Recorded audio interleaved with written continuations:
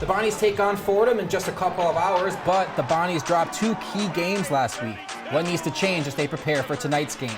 Later, we sit down with Marcus Green, hear from the Bonnies great about his successful career and, of course, his long shorts. Bonnies women have won 4 of the last 5. Can they keep up their winning ways? And as always, we give our final predictions for tonight's game. This is BBN.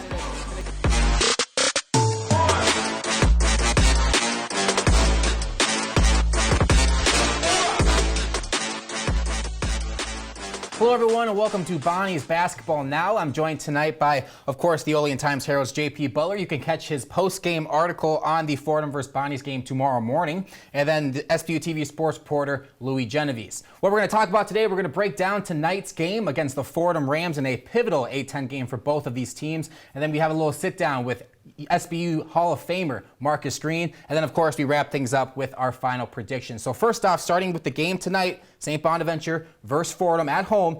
Let's talk a little bit about the key players for St. Bonaventure. Obviously, they've dropped a couple of games in a row now. This is a must-win game for them. Louie, who needs to step up on St. Bonaventure to be able to get that win?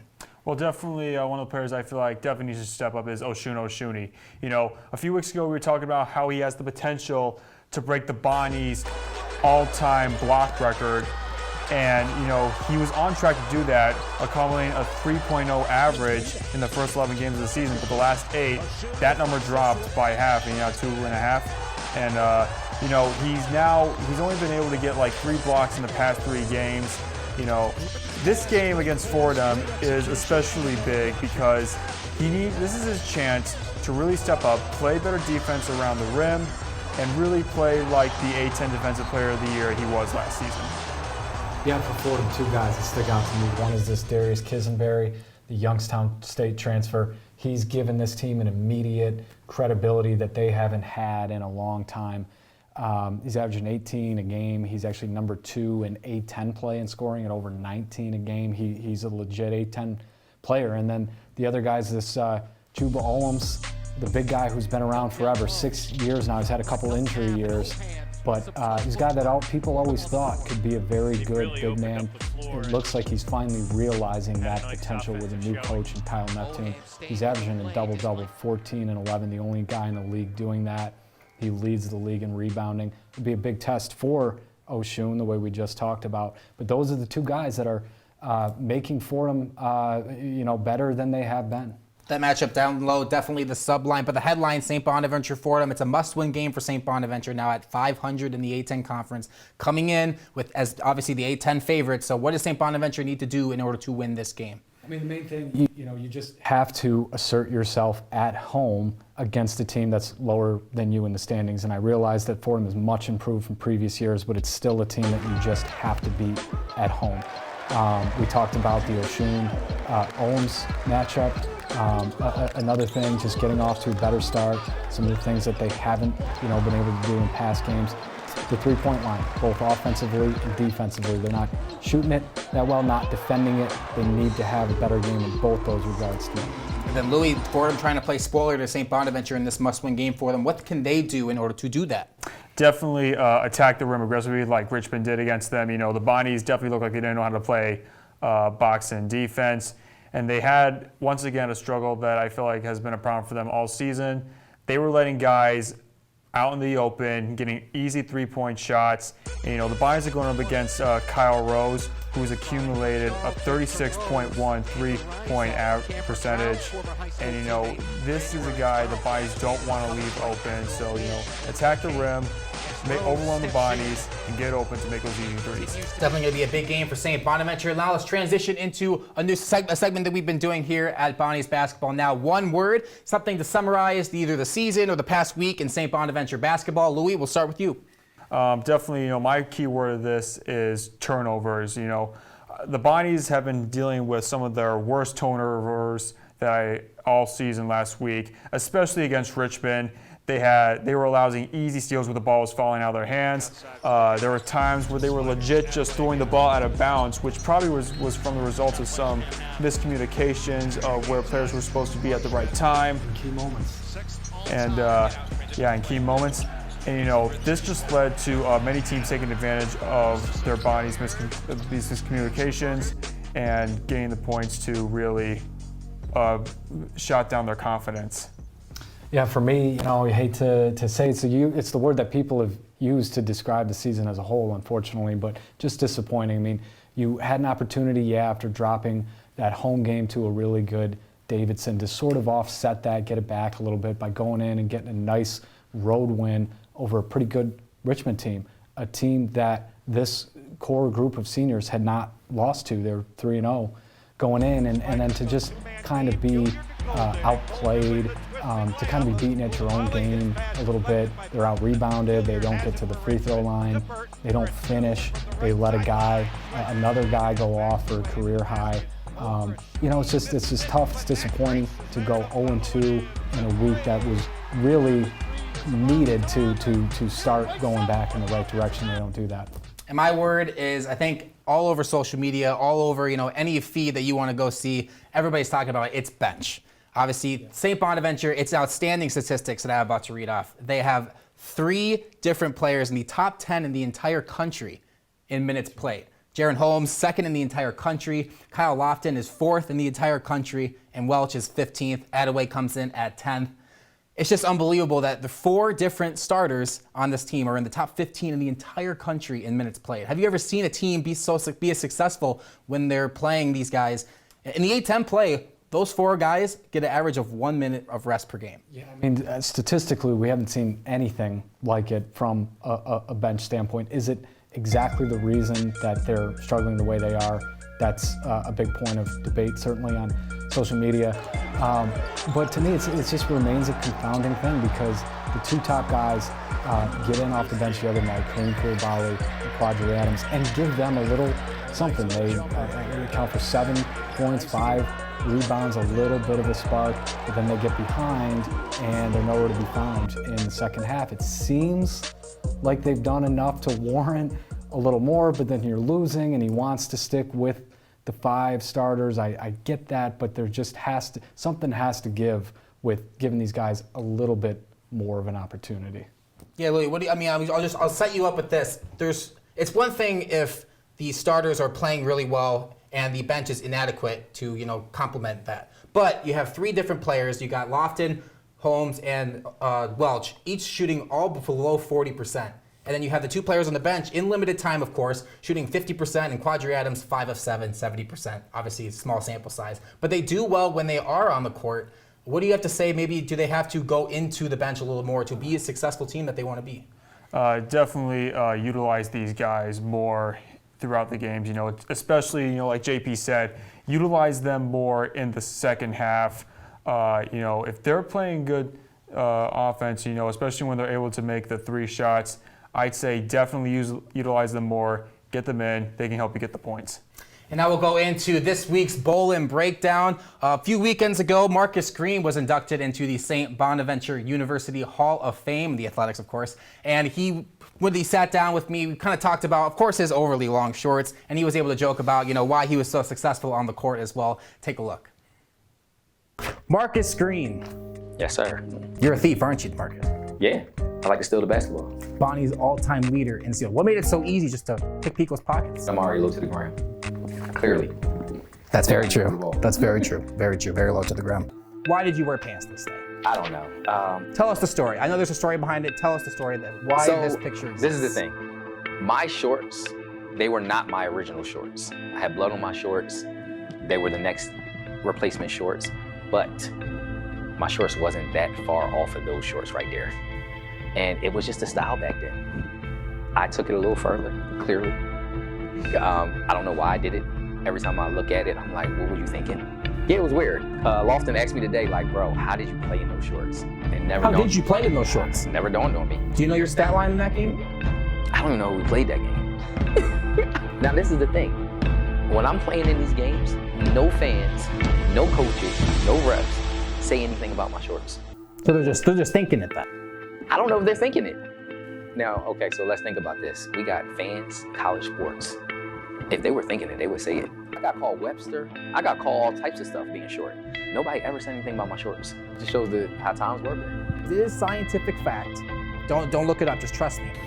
That longer shorts equal better basketball player. Allen Iverson, Marcus Green. So tell me what that correlation, is there a correlation? Do these shorts, or a little bit higher on a normal day, did they make you better at basketball? I think they did, and I'm gonna tell you why. I hate to be cold, so it was long socks and the long shorts because I didn't want to be cold. Up next in 3 minutes, we discuss the men's and women's A10 standings, and later in 12 minutes, we'll give our final predictions for tonight's game. This is BBN.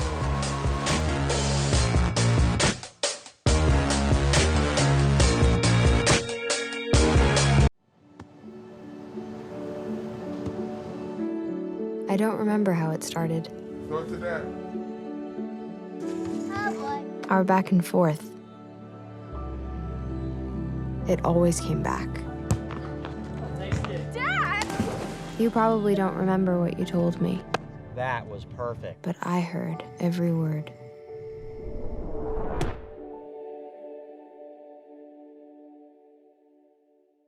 When I was in foster care, I never knew when I would have to move, so I always had my suitcase ready to go. Then one day, I was adopted. My new parents opened their hearts and home to me. My parents cook my favorite breakfast for me every morning. My parents take me on trips I never thought I would go on. They gave me a home and an even better reason to use that suitcase. My parents aren't perfect, but they're perfect for me.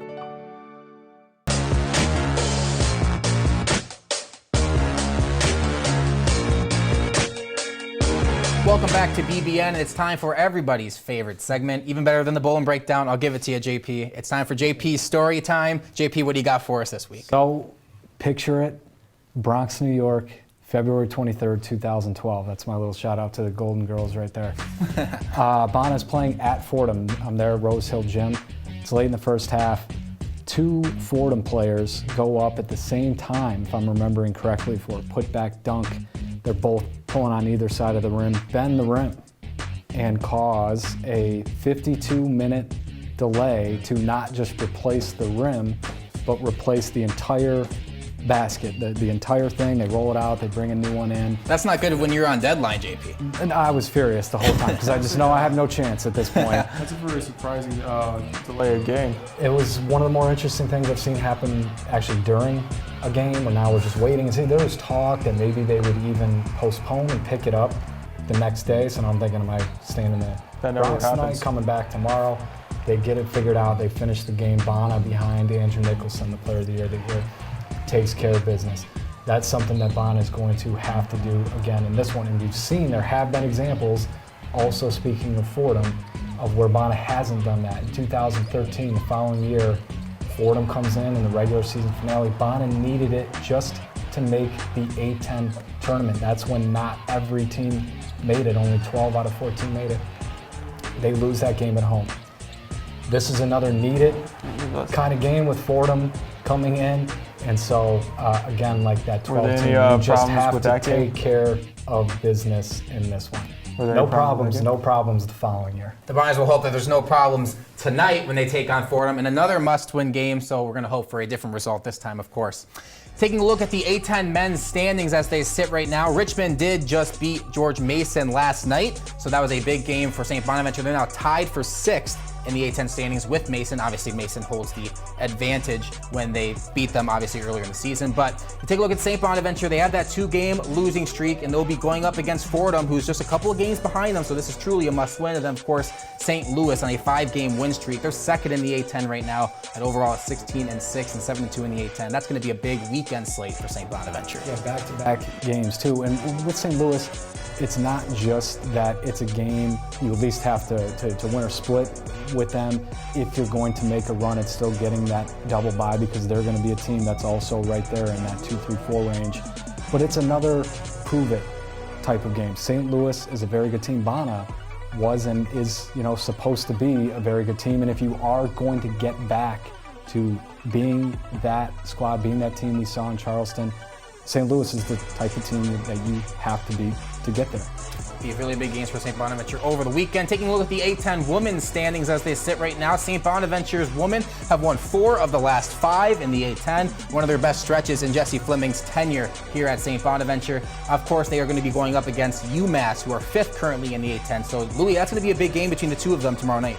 Yeah, this is definitely going to be a big game. You know, the women's team has definitely surprised. You know, we're still talking about their surprise start even before conference play.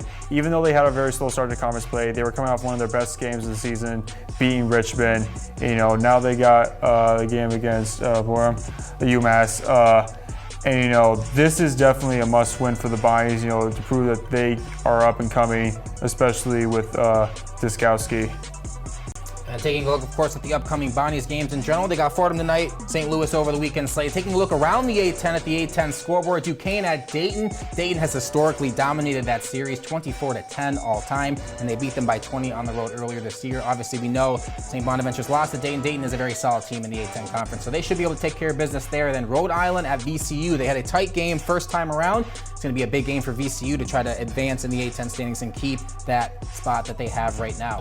Next, in 1 minute, we dive into the current state of the women's team, and in 3 minutes, we finally will make our picks for tonight's game. Is someone going to finally pick against St. Bonaventure in a must-win game? I don't know, but we will find out when we return. You're watching BBN.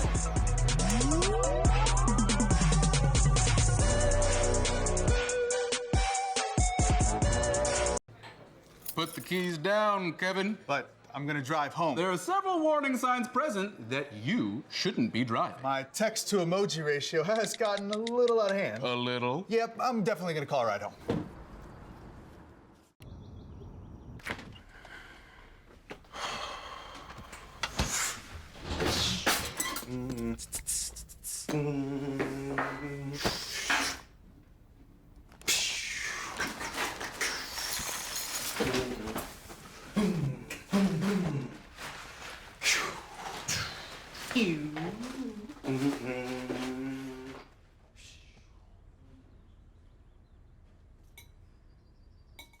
You know, the three-point line and defending the three-point line. I thought we did a better job against Richmond in both areas, and it's something that we got to continue to get better at. And like I always say, in all facets of the game, we're not there yet. And I don't think any team is there yet. We just got to continue to work at it, and hopefully that hard work will pay off.